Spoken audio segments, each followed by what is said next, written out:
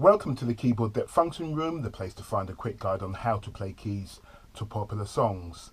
Today, a salsa tune entitled Un Verano en Nueva York, a summer in New York. This is a track by El Gran Combo de Puerto Rico. It is Puerto Rico's most successful musical group, and the group is considered to be the greatest salsa band that has ever existed. Noted musicians who developed within the orchestra include Hector Lavoe and Celia Cruz.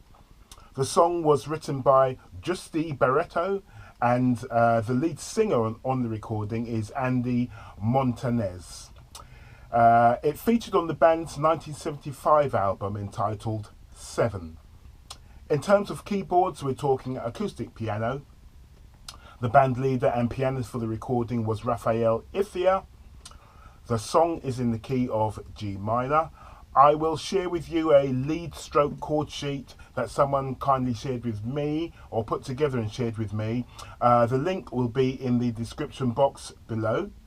As always, if you find these videos helpful, please give them a like, share, subscribe. Don't forget to hit the notification button. And here's an example of how I might play it.